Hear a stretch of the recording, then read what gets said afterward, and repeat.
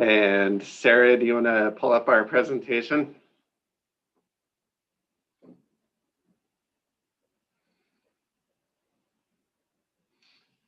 So I think something you're going to hear throughout the presentation today is we're sort of in this place in the nation, in Colorado, and in the metro region of it's a race with the vaccines. You've probably heard this a lot, I guess, against the race of the variants and coronavirus community transmission. So as I walk through this, I'm going to try and highlight where we're at on both of those fronts and what the implications are for us, given some of the policy changes made by the governor and the Colorado Department of Public Health and Environment over the last week. Next slide, Sarah. So you can see we had 89 additional cases over the last week. Unfortunately, one additional hospitalization, but no additional deaths. And one trend we are seeing, and this is happening statewide, is a increase in our percent positivity. And you'll recall that gold standard is to stay below 5%. That means you have a better tracking of what's actually happening as far as the virus in your community. We'll continue to see if that goes up. Hopefully it doesn't continue to track up significantly, but we're monitoring that closely, as is the state. Next slide. So here's where we're at with our current metrics on the dial. So you'll see we're at 127.2 cases for our cumulative incidence. As I mentioned, our average positivity is at 5.6% in 9 days of declining or stable hospitalizations. One thing I do want to mention with this is we're seeing this same trend in the Denver metro region of upward trend of cases ranging from 142 in one county down to, I think it's 105. So we're starting to see, as we usually do, once cases go up in the metro region, it tends to hit not just one county, but hits other counties as well. Thankfully, we don't have any huge outliers that are at like 400 or 500 cases as a one-week incident. Next slide. So I wanted to share with you some key findings. We had a presentation from the Colorado School of Public Health, and this is a lot of the data they provide both to CDPHE and to the governor's office, and it's based off of their latest modeling data. Some key takeaways out of that was delaying policy changes until mid-May will prevent large number of deaths and hospitalizations, and we talked a little bit about that during our last presentation. If both the dial and a statewide mask mandate are removed in April, and well, I'll go into this later as far as what's happened with both of those orders. What we need is clear communication regarding the continued risk of infection. So basically, we don't want people to think if orders start to go away, that we're back to business as usual, and what we then would see is some of those risky behaviors where it could lead to an increased surge and potentially an increase in deaths. And I think it's important for us to remember that we still have a significant portion of the Colorado population, but of our Broomfield population that are not fully vaccinated. The uncertainty of the current trajectory, the variant growth, and the statistical analysis means there's large uncertainties regarding the impact of these policies.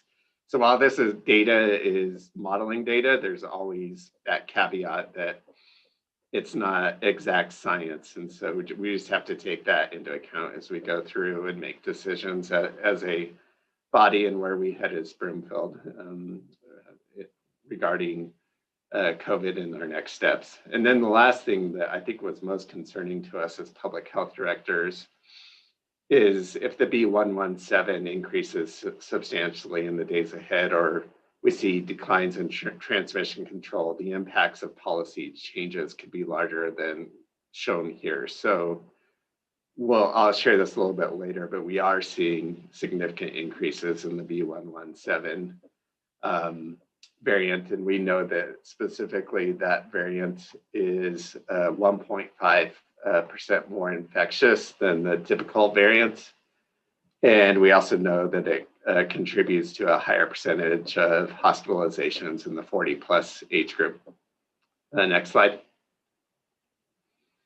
So as far as some of the statewide epi-trends, this is similar to what we're seeing from the modeling data. So remember, modeling data is taking where the current data we have and projecting out. This is just looking at our current state as far as what's happening. Similar messages that where there's uncertainty in Colorado. We're seeing hospitalizations have plateaued for about a month. I believe they may have went up today, both in the number of hospitalizations at the state, but the 7-day incidents. And the other thing we're seeing is there's a greater proportion of hospitalizations among the 30 to 60-year-olds. So the question is the variant B117 or other variants playing into this or not? Last week, we weren't really positive due to this uncertainty where our transmission control was at. They were able to get a better sense of that. And so current transmission control is at 68%. And our reproductive number is back above 1. So that's indicating that we're seeing a growth in both case prevalence and that's increasing.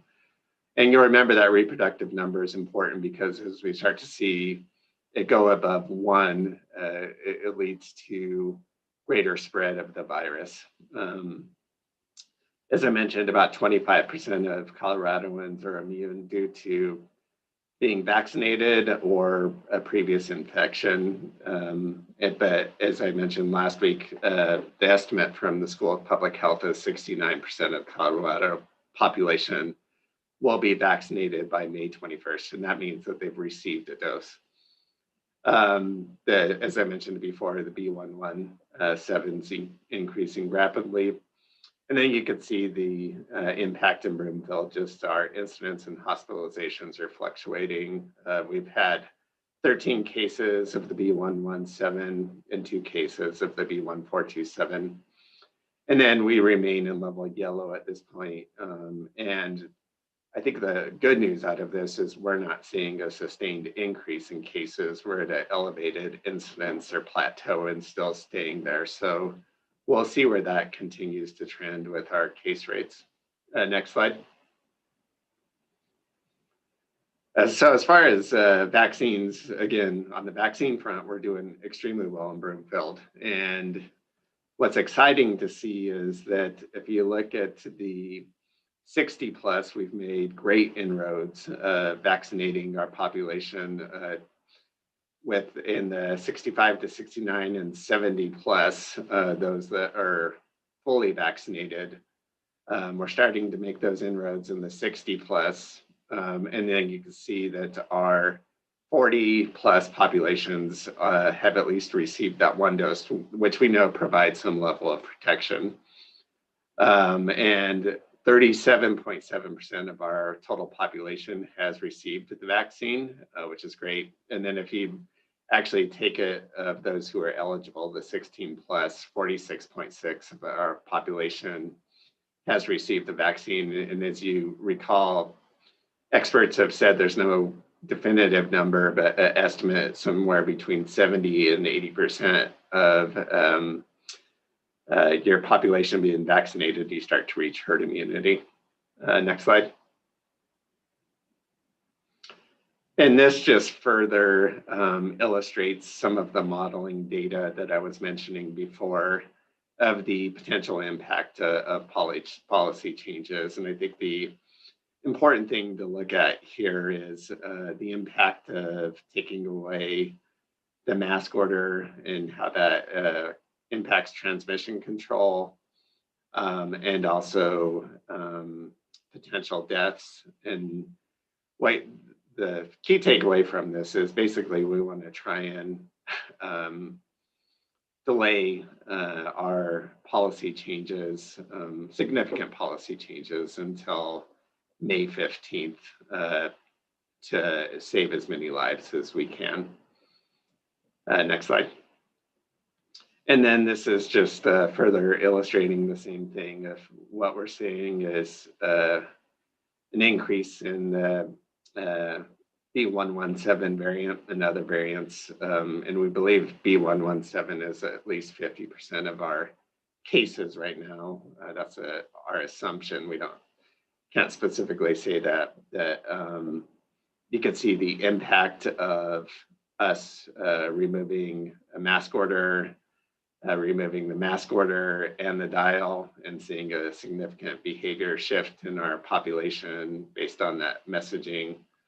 And the impact if you do that later on. So if you don't do it in April, but you do it in May, you won't see as significant of an increase in hospitalizations. Next slide. So as far as, and a lot of this is focused on policy because that's going to be a key discussion for us going forward. Last week, the state changed two major policies. One was they updated the state dial public health order. So for dial 3.0, the changes included indoor events in level blue and green are allowed to be at 100% capacity with 6 feet of social distancing. If it's over 500 people, they must consult with CDPHE. What we're anticipating and hearing from the state, and again, what they keep telling us, if things don't go extremely bad, they're anticipating it will go this direction, is they will devolve the dial to local counties on April 16th. With that, the indoor events would be large indoor seated events, may operate at 100% capacity with 6 feet of social distancing. They would maintain the mask executive order until May 2nd. The 5-star program would no longer stay in effect, so counties would have to decide what they would want to do with that. And then they include a snapback provision to move people back on the dial. And the way they're looking at that is if they see that counties or regions start to exceed 85% of their hospital capacity, they would snap them back. So they're waiting to snap people back till it starts to get extremely severe. As far as for the mask order, level blue and above counties, so level blue, level orange, level red, level purple. Masks must be worn in public indoor settings where 10 or more unvaccinated individuals or individuals of unknown vaccination status are present.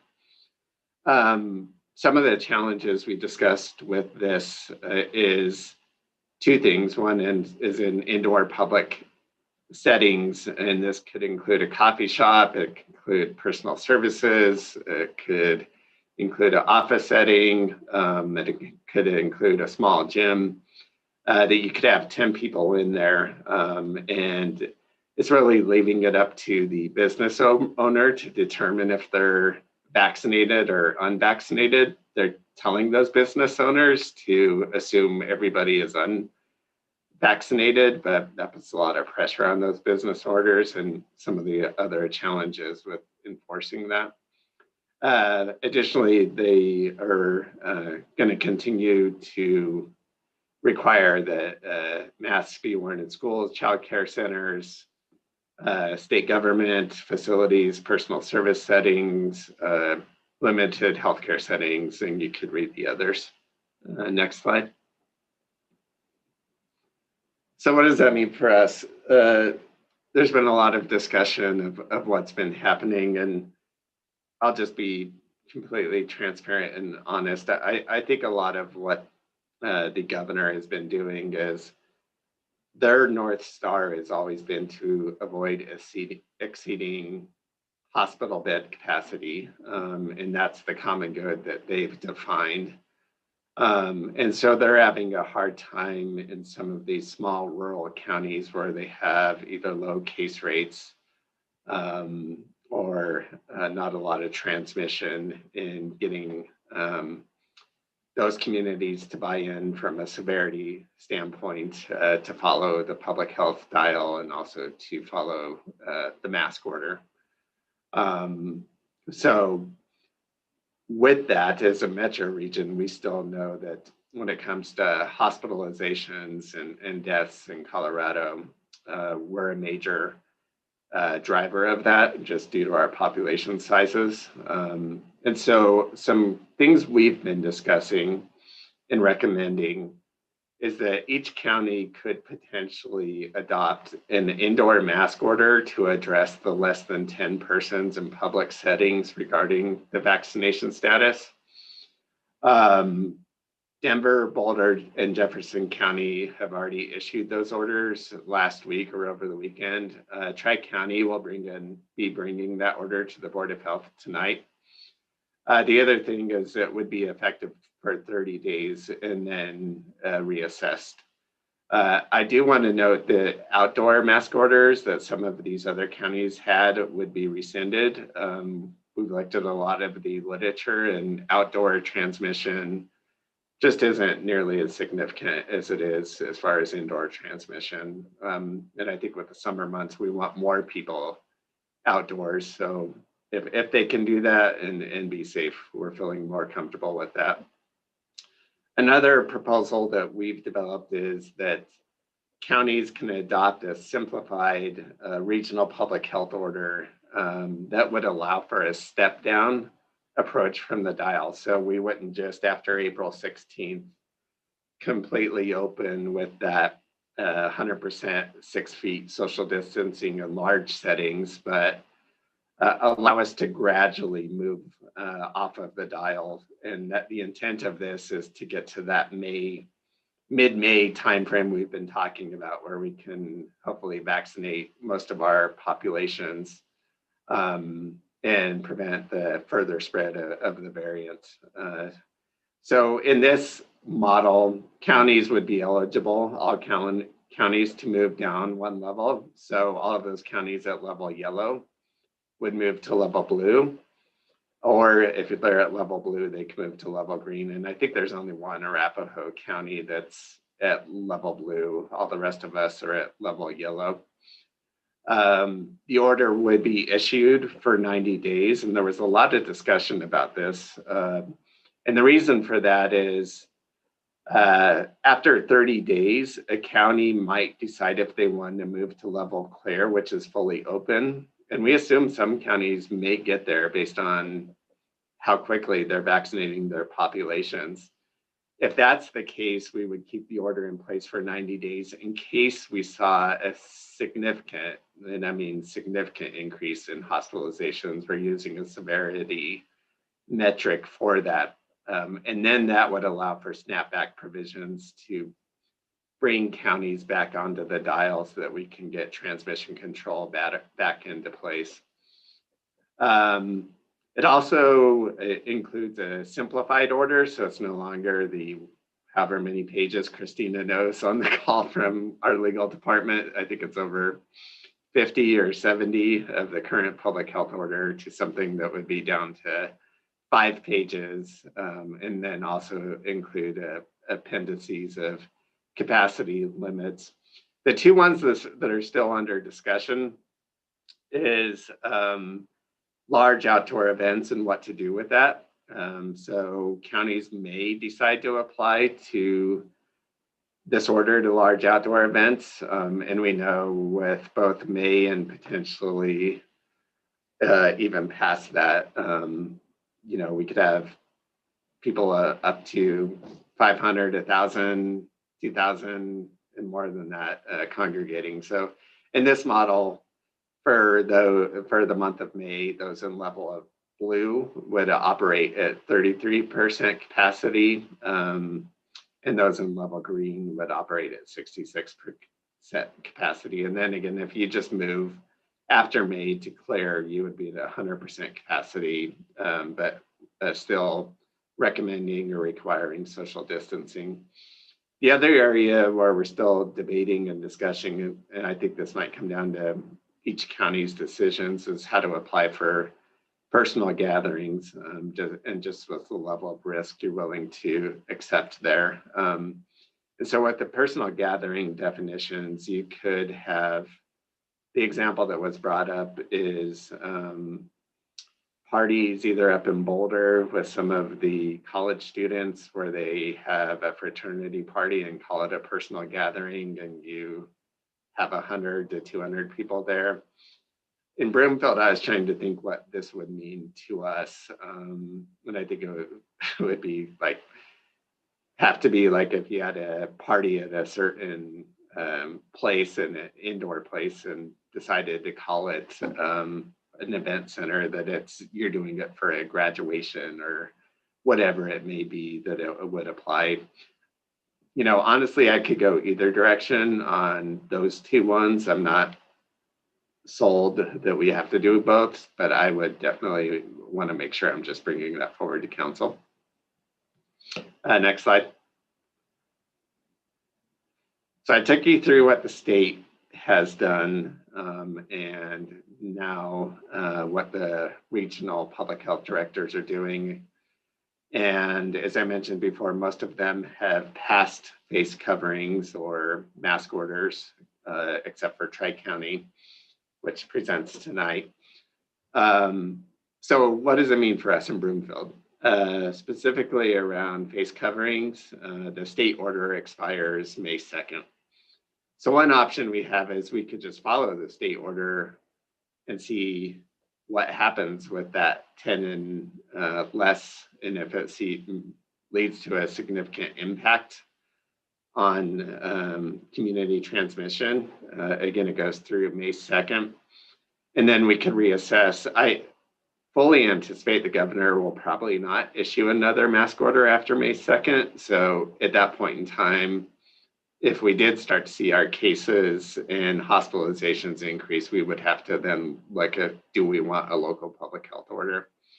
The other option is we could issue a local mask order for indoor settings to align with the metro region.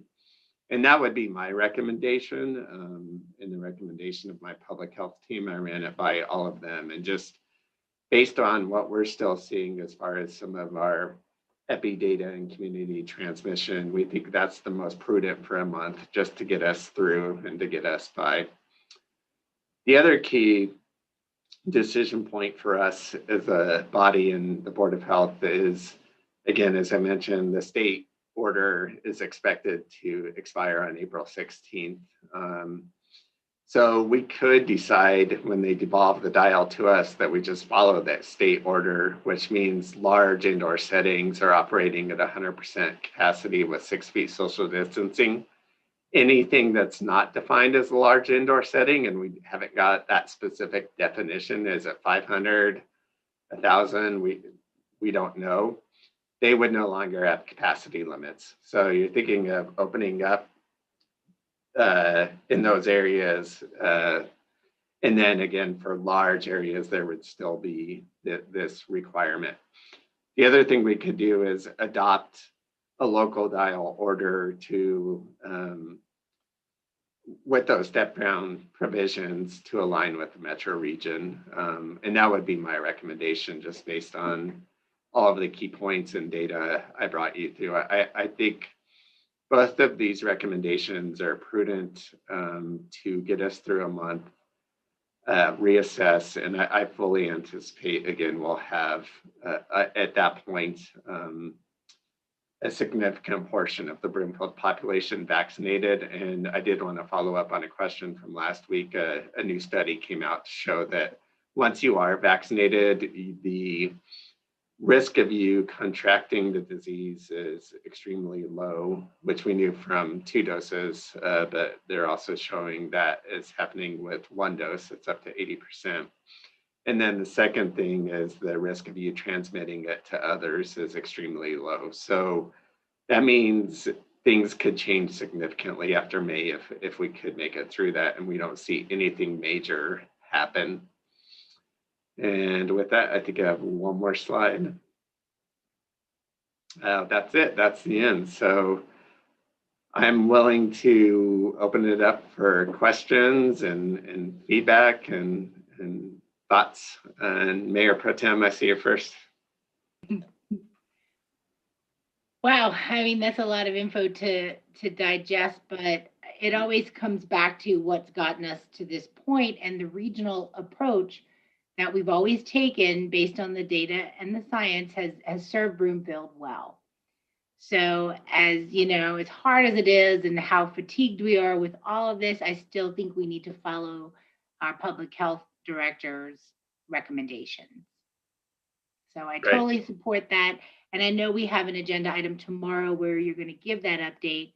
Are you going to ask for formal direction on that from council? I believe so. And then Okay. there's two options we could take as council, because we're not convening the Board of Health tomorrow, is if council wanted to move forward with the mask order, given the direction, I can issue the mask order. Council, the Board of Health doesn't always have to do that. And then we can always bring the dial order back to on the 13th when we do have a Board of Health agenda item for council, or I mean, but the Board of Health to consider. I would support both of those recommendations. Thank you, okay. Director Valling. Thank you, Mayor Pro Tem. Councilmember Schaaf. Thank you. So I thank you for the presentation today, and there's a lot of moving parts right now. I do have a good number of questions. So while I'm multitasking with a CCAP meeting right now, I did want to pose these and get some answers on these, because I have been asked some questions. So with the COVID dial, as it sits right now, I think that's one that I want to make sure I get some answers on. We had talked a while ago about the percentage positive at this point, or all along, and that was kind of guided by how much testing that we were doing. Have we significantly dropped off the number of tests that we're seeing for Broomfield at this point? Yeah, actually, Sarah, our data expert, tracks testing on a daily basis. Sarah, you want to take that one?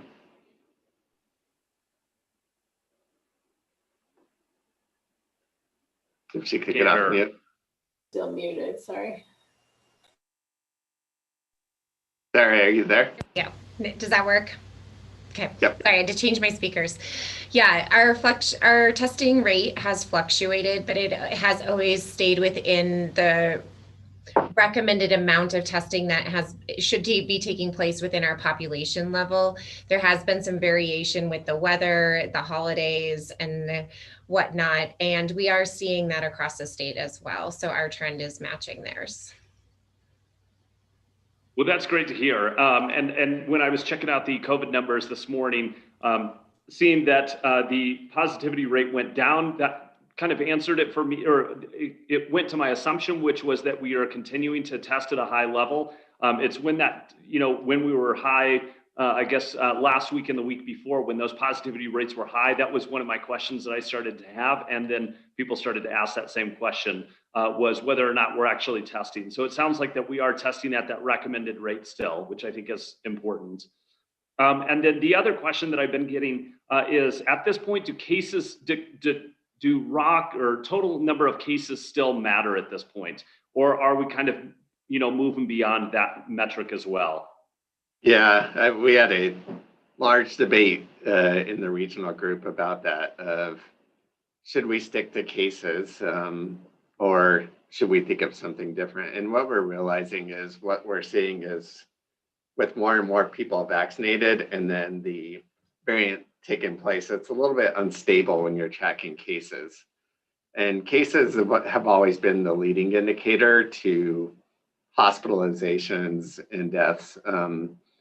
We think the better measure for us to use, it's a severity metric that's being proposed. It's looking at your 7-day hospitalization rate per 100,000, and then applying it if you're at 1, 2, 3, or 4.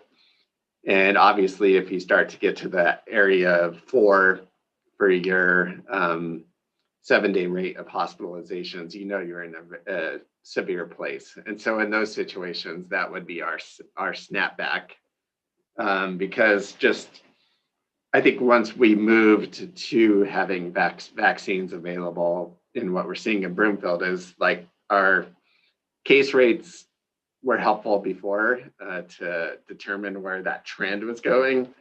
Now we see blips going with Broomfield and no like true trend lines. If we started to see a trend line, then we'd obviously look at it as a leading indicator. But we all agreed hospitalizations is a better metric for us to look at. And then that leads to my next question, and I appreciate that answer. The next question I have is regarding number of hospitalizations. So this is something where on our dial currently, if we have a stable or declining hospitalizations and we get one hospitalization, all of a sudden we go back to zero. Yeah. Because we're increasing the number of hospitalizations. And so that metric right there, I think is kind of got to go with that severity piece as well. Yep. Whereas are we staying within a certain percentage at that point? Because the hospitalizations, especially for Broomfield, aren't fluctuating by the hundreds. We're fluctuating by the single digits to tens. Yeah. I believe at this point. Yeah, I'll give you my honest opinion. I think the hospitalization metric the state came up with isn't the most useful of where you're at as far as number of days of declining hospitalizations. I think what we're proposing will be more useful because I went back and looked at our specific data with the severity metric. And again, other than we were in November and December, those were times when we got to 4 hospitalizations per 100,000 because we're seeing those increased numbers. But for the most part, as you mentioned before, Broomfield has stayed down 2 to 1. We fluctuate between that. And so I think that would be a more accurate measure for Broomfield as well. Okay, that's great to hear. And I think that, as where we're sitting right now, we're in that yellow metric by at least 2 of those 3 metrics that are on the state dial right now. And the state's kind of moving away from those. And so, for us, I would hate to have to move kind of through blue into green when we're kind of already in green at this point anyway, other than maybe, percent positivity, we're in blue. Number of, if we were to look at that, scrutinize the numbers on hospitalization, stable or whatever, we'd be in blue. And then the percent positivity, I believe that we're already in blue at this point. And I just lost my screen on this. So I think that at this point we're in blue. So I guess what I would hate is for us to get to the middle of April and for us to go into blue at that point and then hold off for, potentially a couple of weeks to a month to go then into green. So, I think that we're meeting those metrics at this point to go into blue. That's been the challenge, council member Shaffa, is we're still in yellow, and it's just because of our 7-week case incidence. Right. We can't dip below. We haven't been able to dip below that 100, but you're correct. The other 2 metrics, we are in level blue. So that's why the state hasn't been able to reclassify us to level blue, unfortunately, under the current dial. Because it's really you're saying it's the 7-day cumulative incidence at this point is what's keeping us in yellow. Correct. And we are high. I mean, I'm not gonna sugarcoat that. The number of cases there are still there, but I just think that we've talked a lot about hospitalizations and and we are seeing that decline. But right. So I guess that's all I'll say on the dial in terms of current dial framework. So looking at that new dial framework that's being kind of proposed by at least the regionals. So it looks like it would go blue, green, and then are you saying that there's kind of a clear level at that point? So whereas we've made kind of these small little increases from purple to red to orange to yellow, we're going to now really jump once we get into blue, green, and then clear. These aren't going to be small steps anymore. These are big jumps. Yeah. What we fully anticipate is we may even be able to skip level green. So we might, after a month in level blue, say, okay, our vaccinations got to the point where we wanted. Hospitalizations aren't a concern. we're not going to base it on cases nearly as much. And then we can make a determination at that point of, does it make sense for Broomfield just to go to level clear and then have strong public health recommendations that are out there? Because theoretically, by that time, most of our population would have been vaccinated with at least one dose. Okay, that's okay. That's good knowledge to know. And then I think that going along with this, if I read your slides correctly, there's going to be more leniency in terms of our outdoor events, whereas our indoor events may be scrutinized more, and which I think falls in line with the knowledge and assumptions that we've made up until this point, which is outdoor is safer than an indoor activity, and especially as we head into summer, that's, you know, there's going to be more outdoor events. And so I think that for me holds firm. I think that, you know, getting the governor to extend that mask order, I think, is huge. And without that, I mean, going with a regional approach, I mean, masks, especially indoors, have been the thing that has like protected us. You know, one of our greatest mitigations, other than what, hand washing, I think is you know, what's kept everything else at bay. But I think masks indoors, you know, especially for those large gatherings, have been the thing that's really kind of, you know, put a lot of mitigation there. And so to either to kind of get that at the state level or at the regional level, I think has got to happen. And then you talked a little bit about the businesses and requiring, you know, vaccinations and proof and all of this stuff. I mean, businesses right now are already starting that conversation to say, you know, you are required to show proof of your vaccination in order to come into our space without a mask, or you have to have masks. Is there any type of, you know, without the governor's emergency order, and if this goes to more of a local order, is that going to be harder to enforce for either our county or our businesses at that point? You know, if this is kind of less of a statewide order or more of a local or business, you know, individual business order, is that going to be harder for them? Well, so if we went with the local order, just to be clear, so the governor's current mask order allows for that 10 or less vaccinated, or assuming that those that are unvaccinated have to wear masks. If we go with a local order, what we would do is keep applying it to all indoor settings for the 11 and plus. So it would just be a blanket. Anybody coming into your shop is still required to wear a mask, just for simplicity purposes. Okay, great. Those are all the questions I have at this time. Thank you so much. Thanks, Councilmember Schaaf. Councilmember Lim. Jason, sorry, I just wanted to say one thing. Guyleen put in the chat that we were in yellow now, and our positivity rate is currently, just as of the last 2 days, in yellow. So 2 of our metrics are keeping us in yellow. Okay, thanks, Sarah. Sorry. No, I'm glad you said that. Councilmember Lim. Yeah, the second iteration of the First Bank vaccine clinic is tomorrow. Did we have that second iteration fill up within an hour again as quickly as we did the first time? You want to take that, Sarah? You and Deborah on top of that. It sure did. It went quick and fast, and we're really excited that people are wanting to get vaccinated. And yeah, hopefully it will be a great experience once they get there on Tuesday. Okay, yeah, it was. The feedback that I saw, people said it was really well done and organized, and they felt very comfortable in the situation. So that was great. With the loosening of the dial and the mask mandate, I'm going to sound like a broken record, but my concern is still that that the schools are able to finish the school year successfully.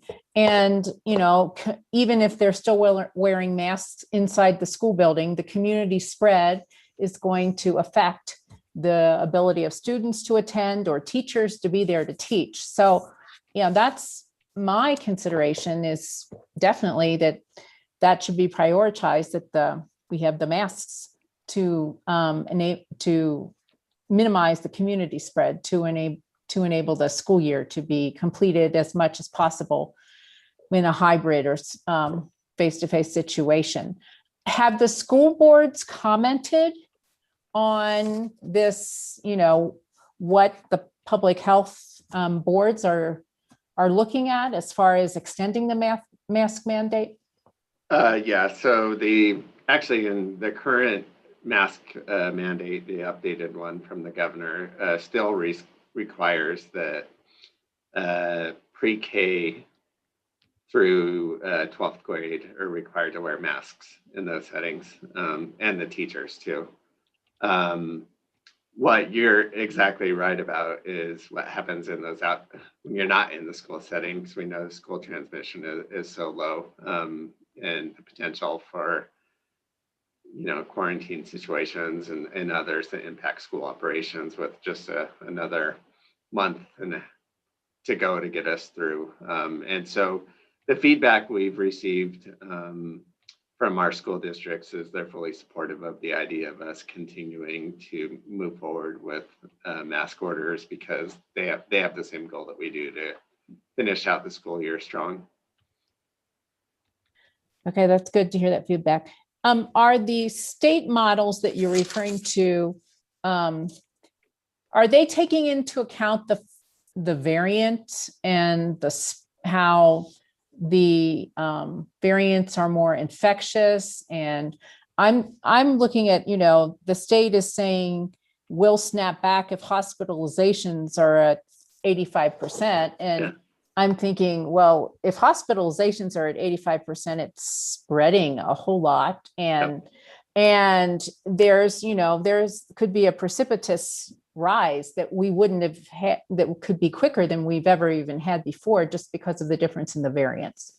Yeah, so they do account for the spread of the variants in the modeling, and they base it all on the literature of how transmissible it is based on the current literature. Again, 1.5 times B117, then the current wild strain, the novel COVID virus that came out.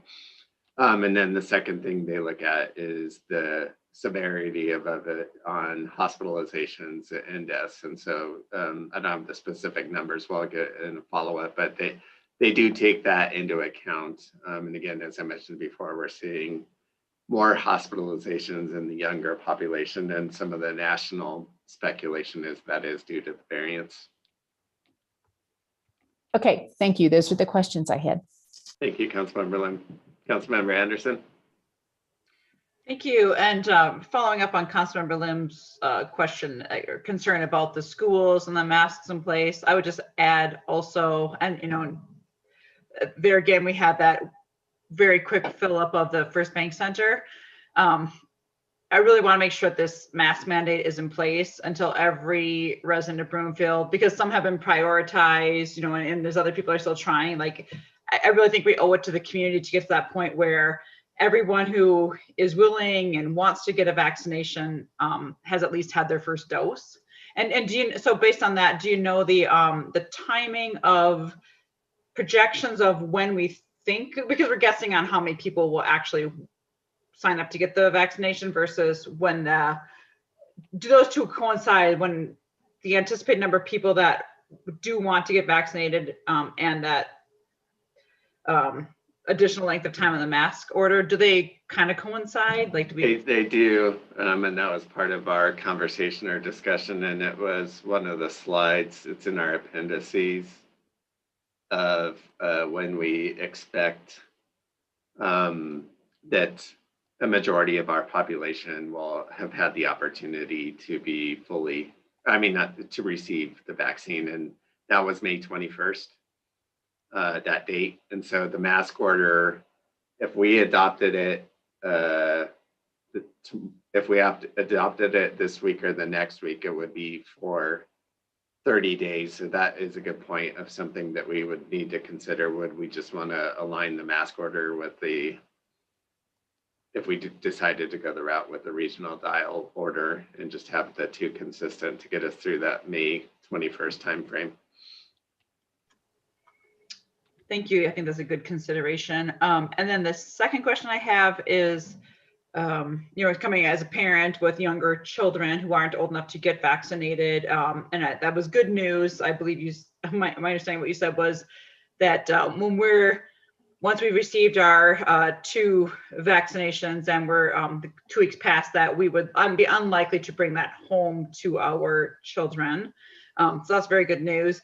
And do you have any update on 14 and up vaccinations or how that's progressing? Yeah, so Pfizer has finished their first clinical trial.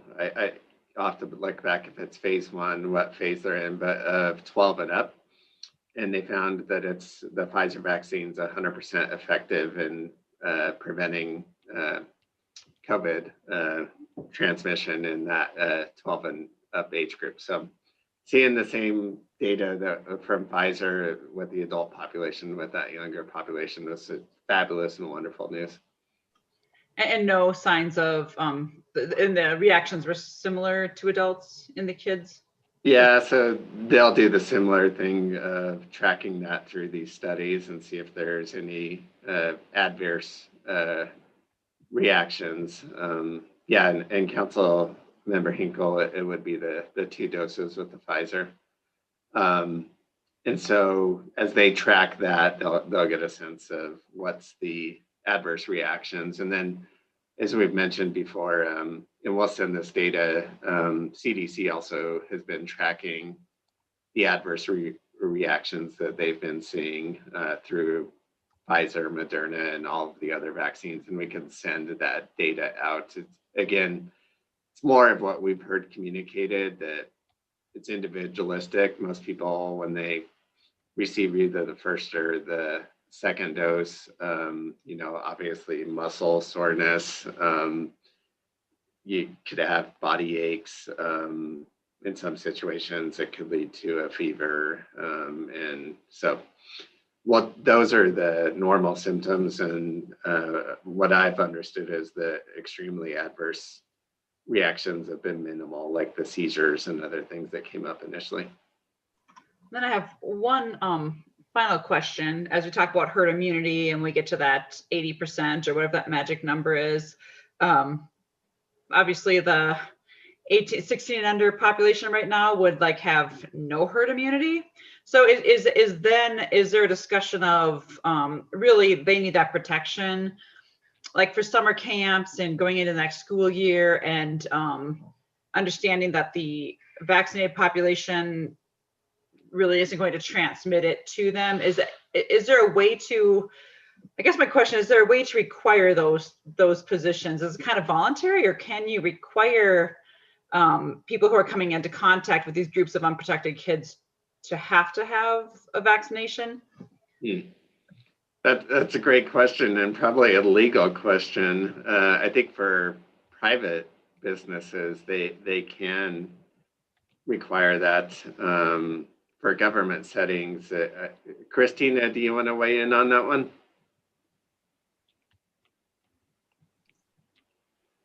I'm sorry, was the question whether government settings can require vaccinations? It was the specific example was like child camps, child cares, places where youth who aren't vaccinated would be congregating. Could that employer require the employees to be vaccinated? We haven't specifically looked into that question, but I can definitely do a closer search and let you know. Great. Thanks, Christina. Okay, thank you. That's all my questions. Thanks, Councilmember Anderson. Councilmember Hinkle. Thank you. Thank you for all this work and all your slides and all of these sort of scenarios. I know we're always flying by the seat of our pants sometimes and providing this constant feedback loop. And then the variants don't help. I don't know if anyone is told the variants, they're not helping. Exactly. You guys are messing us up. I think, but we do need to take them seriously. And it sounds like the B117, I have not known much about it, but it sounds like it's sort of a fastly, transmitting variant. So I'd be curious to know, what our plan of action is for that. I am up for, just holding out on our mask mandates for, until we feel fully comfortable in knowing that everyone's, we have this herd immunity. Now, the issue that I have, I guess, is the regional approach is that a lot of our workers, like we toured our wastewater facilities, and there hasn't been much change in wastewater, just the flow has been different, throughout the day. It used to be all either at 1 or 2 hours of the day, and now it's sort of going up and down throughout the day. Now that tells me that our workforce has changed because of COVID. Now, as we open up our workforce, I'm curious as to what that'll look like as far as vaccinations, because we could have herd immunity in Broomfield. I would like to have herd immunity as a region for those people who do, come into Broomfield to work, because we normally have 70%, I think, of people who live outside of Broomfield, work in Broomfield, and then vice versa. So I would like to take a regional approach and just kind of hear a little bit more about how we are promoting vaccines as a region too, because we are going to be heavily reliant on Adams County and other counties to really, promote their vaccinations in their areas. And I'm just wondering how we can partner with them and bolster our own, vaccinations here in Broomfield. So I just didn't know what our plan was exactly for that. Excellent question, Councilmember Hinkle. So we're working very closely at the regional level too, around our vaccine rates and how do we get to that point. I think what we're seeing is in Adams County and Arapahoe County, they're trending slightly behind the rest of the counties. Broomfield's first, Boulder second. I believe Douglas and Jeffco are third. And Denver is after that. And the reason for that is twofold. One is I think there might just be lack of availability of vaccines, and we've tried to really push the health systems and the state and where we can to do those vaccine equity clinics, because could you imagine if you're working a job and you're working all day and then you have to go home and then trying to sit on a computer and click through and get to getting a vaccine appointment and then getting the time off work to be able to go to get your vaccine. And there's so many issues that play into the ability of certain populations to get the vaccine. And so that's one thing we're tackling from a regional approach, is some of those barriers.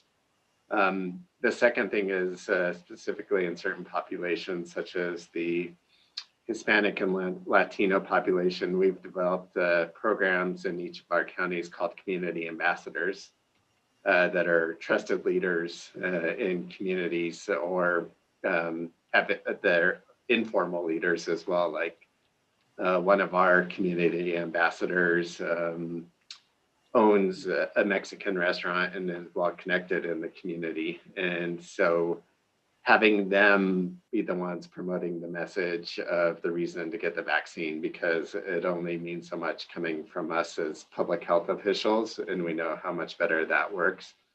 And then I would say the third thing that we're looking at is in about 3 or 4 weeks, we're going to start to see a shift from having enough supply and then trying to create the demand to get vaccines. And so there's going to have to be a shift in our public health thinking too, of, okay, how do we start to address both the cultural issues around vaccine hesitancy, and how do we address some of the other issues that are coming up around vaccine hesitancy and really promote that. So that's where public health is really going to have a lot of work to do. And I couldn't agree more that I think the regional approach of looking at where we're at as far as vaccine status makes perfect sense because of what you said.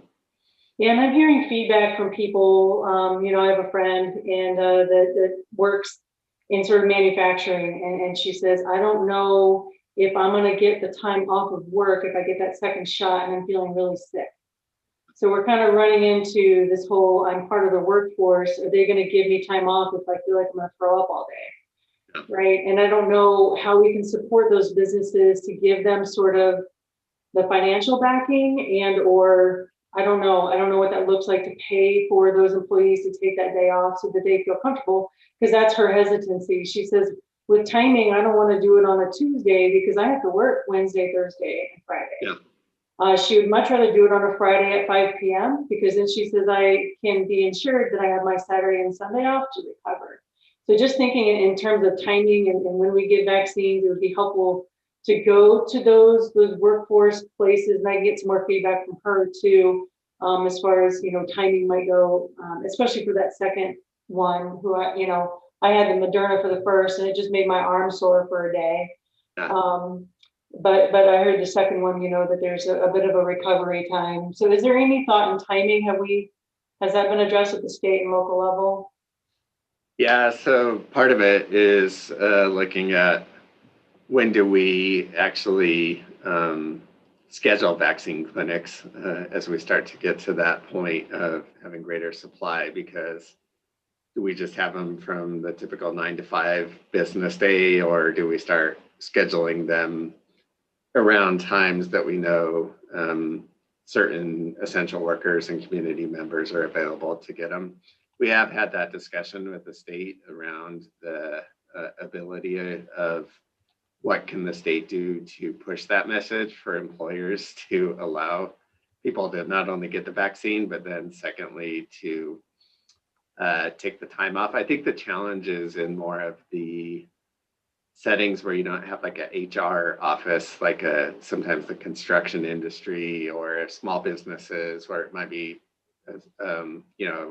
one person that has subcontractors working with them and so forth. It's sort of the informal rule of the time off or non-time off. And so we're trying to also work with Dr. Cog and others of how can we promote that message. Okay, that'd be great to know. And then my last question, I appreciate addressing that. It's very important to have sort of equity, when we, and I like the fact that the governor had, I love Sprocket here, Eileen, by the way. He's making me crack up. And I love the traveling buses, making sure that we're reaching people where they're at versus making them, like you said, sort of click through. Because I'm finding that people are like, oh, it filled up in an hour. So it is frustrating for those who work all day and you're like, just come to me and make it easier. So that'll be easier. My last question is just talking about wastewater. I don't know if we've heard back from, testing our wastewater as far as COVID goes, if we're seeing the variants, and if that could be part of the presentation maybe tomorrow or in the future, if what we're seeing. I don't know if that's on you, Jason, or if it's a subcontractor, but I'd love to hear that. Sure, yeah, David Allen in our Public Works Department, along with Megan Weisner, are looking at that data. And then we cross-reference it to see what it looks like with our case data and is there alignment or not alignment. So we can definitely include that as in the appendix or in our slide decks in the future as appendices, but also provide a brief update tomorrow. Okay, that'd be helpful. Thank you, guys. Yeah.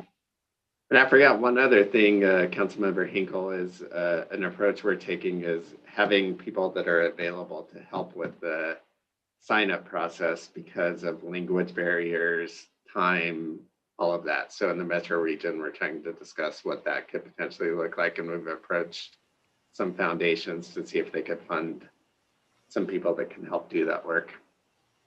Yeah, that'd be helpful. And I don't know, what sort of feedback system we're establishing. Maybe there are frustrations with people that we don't know about, that it could be more than just a timing issue for them. It could be, a childcare issue or whatever it might be. It'd be interesting to see what sort of feedback loop system we could have with that if we can. Definitely. Thank you. Thank you. Yeah, close on my chat. Well, it looks like we don't have any other questions. I appreciate all of the questions, and Mayor Pro Tem, and I assume a follow-up with the mayor could be a conversation leading into tomorrow about what to do with the mask order and the timing that you guys would like to pursue with that. If you would like to do it quickly and have it issued from me, or if you'd like to wait until the 13th and have it brought to the Board of Health. And with that, that's my presentation. So I appreciate everybody's time today, and we'll be ready for tomorrow to give this to the full council. Thanks, everybody. Thank you all very much. See you Yeah, tomorrow. thanks. Appreciate it. Bye. Right.